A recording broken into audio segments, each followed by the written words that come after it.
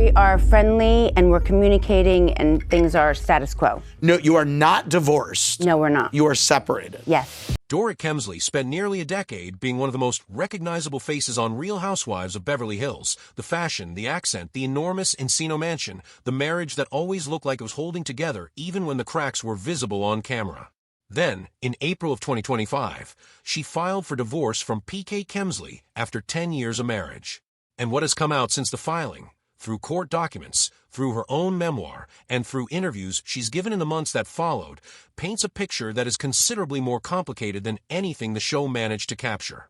This is the full story, and it starts somewhere most people didn't expect. The marriage that was always more complicated than it looked. Before getting into what ended the marriage, it's worth establishing what the marriage actually was, because the version that aired on Bravo and the version that existed in real life were not entirely the same thing, and the distance between those two versions is where most of this story lives. Dorit and Paul Kemsley, known to everyone as PK, married in 2015 after a relatively swift courtship. PK was a British music and sports manager who had built a career around big personalities and bigger deals. He was charming, funny, and comfortable in front of a camera in a way that suggested he had spent a lot of time around people who were paid to be entertaining. Dorit was a fashion entrepreneur with an eye for aesthetics and a personal style so specific that it became its own storyline every season she appeared on the show.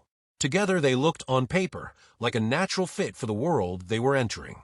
Dorit joined Real Housewives of Beverly Hills in Season 7, which aired in 2016.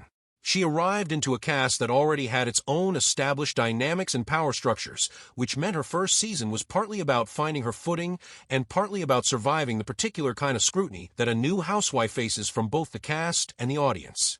She survived it, and then she did more than survive. She became one of the show's most consistently discussed cast members, which in this context means that people had strong feelings about her in both directions. PK appeared regularly alongside her. He was present at cast events, involved in storylines, and clearly comfortable with the cameras that follow a housewife into most corners of her life. But something that became clearer in retrospect, and that Dorit has since spoken about directly, is that the dynamic between them shifted as her profile on the show grew. There's a specific thing that happens when one half of a couple becomes significantly more famous than the other in a short period of time. The balance of attention changes, the roles in the relationship start to feel different, and what once looked like a partnership can start to feel like something less symmetrical. Dorit has acknowledged that people in her life began pointing this out to her, and that once she started seeing it, she couldn't stop seeing it. The financial picture that existed behind the lifestyle shown on camera was also considerably more complicated than viewers would have guessed from watching. The Kemsleys lived in an 8,901 square foot home in Encino, 6 bedrooms, 10 bathrooms, the kind of property that doesn't just cost money to buy, but costs significant money to maintain. What was not visible on screen was the degree to which that property's finances were under strain. 2 mortgages totaling $6 million. Payments that were, at various points, not being made. The house appearing multiple times in foreclosure proceedings that Dorit described publicly as embarrassing and painful to discuss. None of this was the version of the Kemsley marriage that appeared on television. The show captured conflict and tension and occasional genuine emotion, but it did not fully capture the gap between the image being projected and the reality underneath it. That gap was growing throughout the later years of the marriage, and it was growing in more than one direction at once. What accelerated? Everything what Dorit herself has identified as the moment when the trajectory of the marriage changed in a way that couldn't be fully reversed didn't happen on camera, and it didn't happen because of money or fame or any of the things that most observers would later point to as the obvious explanations. The night that rewired everything. In October of 2019, Dorit Kemsley was at home in Encino with her 2 children when 3 men broke into the house. PK was away in the United Kingdom at the time. The intruders restrained her at gunpoint, threatened her life in front of her children, and spent approximately 20 minutes in the home before leaving with jewelry and other valuables. The children were not physically harmed. Dorit was not physically harmed. But what happened to her in the months and years that followed is something she has described with a consistency and specificity that makes it clear it was not something she moved through quickly or easily. The PTSD was documented on the show, the therapy sessions, the anxiety, the specific ways that the experience had rewired how she moved through ordinary situations that had never previously felt unsafe. She was candid about it in a way that is relatively rare for a reality television cast member who typically has to balance genuine vulnerability with awareness that everything they say will be received by an audience looking for entertainment. What was also documented, though, was PK's response to what she was experiencing. His position, captured on camera and discussed in the context of their relationship, was that he understood the anxiety but viewed some of what she was describing as disproportionate, that elements of what she was calling PTSD were, in his framing, something closer to anxiety that could be managed more efficiently than she was managing it. He used the word obnoxious in reference to certain elements of what she was experiencing, which landed badly both on screen and among viewers watching at home. For Dorit, this was not a small thing. She has described the period following the home invasion as 2.5 years during which she was not living but surviving, existing rather than being fully present in her own life. And she has been specific about the role that PK's absence played in that period. Not physical absence, though there was some of that given the amount of time he spent in the UK, but emotional absence, the sense that at the moment when she most needed her husband to be in the same place, he was somewhere else entirely, and did not appear to want to close the distance. There is a particular kind of marital fracture that comes not from a single identifiable event, but from the accumulation of moments where one person needed something, and the other person was not able or willing to provide it. Dorit has described the end of her marriage in almost exactly those terms. Death by 1,000 paper cuts was the phrase she used, and it was a phrase she used more than once because it was genuinely accurate. No affair. No single catastrophic betrayal. Just the slow accumulation of distance, of unmet needs, of two people who had been intensely codependent, gradually living more separate lives until the separation stopped being a temporary state and started being the actual shape of a relationship. The home invasion was the beginning of that separation in a real sense, because it was the moment where Dorit needed PK to meet her somewhere, and he didn't, and the distance that opened up in that period never entirely closed again. The financial war that went public. If the emotional dissolution of the Kemsley marriage was gradual and complex, the financial fallout from the divorce has been considerably more direct and considerably more public, partly by choice and partly because court filings don't stay private for long. PK filed court documents in the spring of 2025 that contained a number of specific claims about Dorit's financial behavior during the marriage and after the separation. The headline figure was $1 million, his claim that Dorit spent approximately that amount annually on luxury clothes and personal items. He alleged that while this spending was continuing, mortgage payments on the Encino property were not being made, and that the house was consequently in a precarious financial position that constituted, in his words, a crisis. The allegations got more specific from there.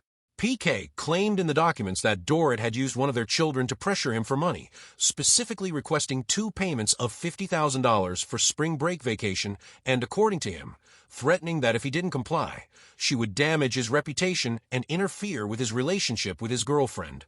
He claimed she had been aware of the foreclosure situation all along, contrary to what she had suggested publicly, and that he had warned her repeatedly about the financial position they were in.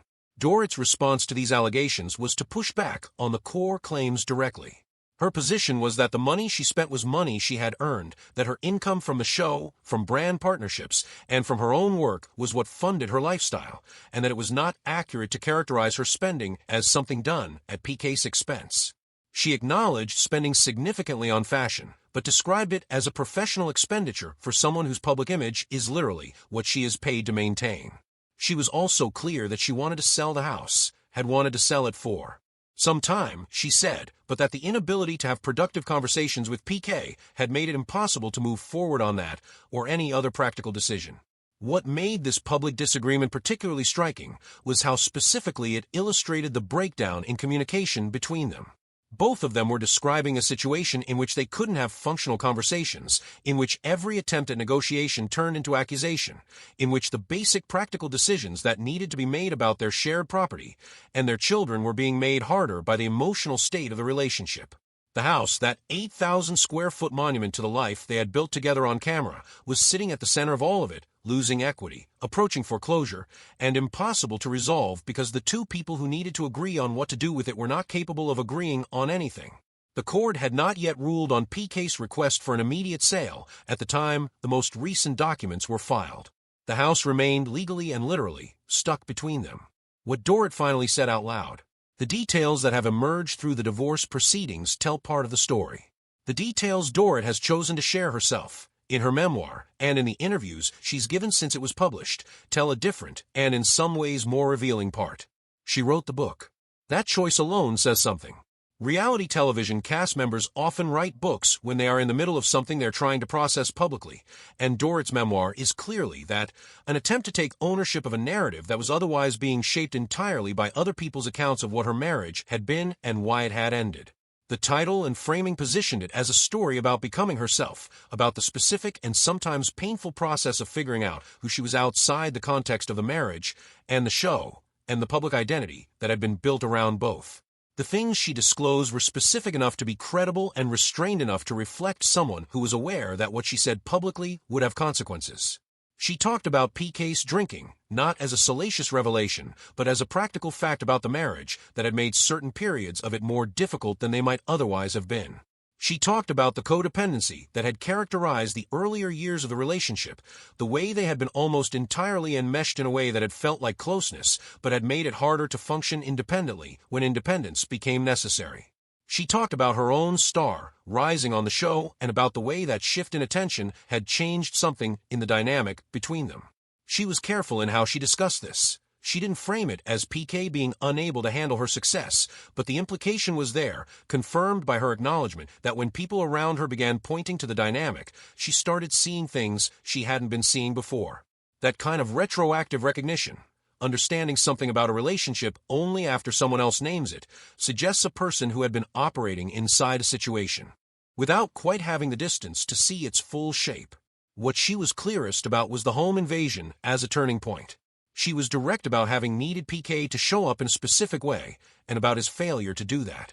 She was clear that the gap that opened in that period was one that neither of them had fully managed to close, and that the gradual separation that followed, the increasingly parallel lives, the reduced communication, the distance that stopped being temporary, was the actual mechanism of the marriage's end. Not a single moment. A process. She was also clear in a way that comes across as genuinely felt rather than performed for an audience, that she didn't regret the marriage itself. She said she would do it again the same way, that she had believed it was going to be permanent, and that the version of herself who walked into it had not been wrong to believe that. That's a specific and somewhat unusual thing for someone to say in the middle of a contentious public divorce, and it suggests a person who is genuinely trying to account for what happened rather than simply construct a version of events that vindicates her. Where Dorit Kemsley actually is now. The public version of Dorit Kemsley in the months following the divorce filing is noticeably different from the version that appeared on screen during the difficult seasons that preceded it. People who have followed her career closely have noted it. The tension that was visible around her on camera during those later seasons has eased. She looks, by most accounts, like someone who has exhaled. She is 49 years old. She has 2 children. She has a career that she built largely on her own terms and that exists independently of the marriage and the life that surrounded it. She has a memoir that puts her account of the last several years on the record in her own words. And she has been consistent in everything she has said publicly about not wanting to use the divorce as an opportunity to destroy PK. She has been clear about the conflict with him, clear about the ways the relationship fell short of what she needed, but she has not attempted to build a case against him as a person. She has spoken about her children, and about wanting to protect them from a fallout of a divorce that has, despite her intentions, become very public very quickly. The financial situation remains unresolved in the technical sense. The court has not ruled, the house has not been sold, and the specific disputes about spending and mortgage payments, and the children are working their way through a legal process that moves on its own timeline regardless of what either party wants. That unresolved quality is its own kind of story. 2 people who built something very large together now fighting over how to dismantle it, which is the unglamorous reality underneath every high-profile divorce regardless of how much or how little of it appears on television. What she has said in the clearest and most direct terms she's used throughout all of this is that there was a specific period, roughly 2.5 years, during which she was not living her life, but surviving it. And that the version of herself that exists on the other side of that period is someone she recognizes more clearly and trusts more completely than the version who is inside it. That's not a tidy ending. The house is still in dispute. The divorce is still in process. The show is still ongoing. But the person at the center of all of it is, by her own account, in a fundamentally different place than she was when the marriage was technically intact and the cameras were still filming a version of it that didn't fully match what was actually happening. That gap between what was being shown and what was actually true is probably the most honest thing about this entire story. And it turned out to be impossible to maintain indefinitely. Dorit Kemsley spent a decade letting cameras into her home, her arguments, and her life, and still managed to keep the most important parts of what was happening largely private until the marriage was already over. So the question worth sitting with is this: if the version of a life that gets filmed and broadcast can be that different from the version actually being lived, what does that say about everything else we think we understand about the people we watch every week? Thanks for watching. If you enjoyed this video, be sure to like and subscribe to our channel. For more interesting stories like this, be sure to click on the next video that pops up on your screen. You never know what you'll discover next.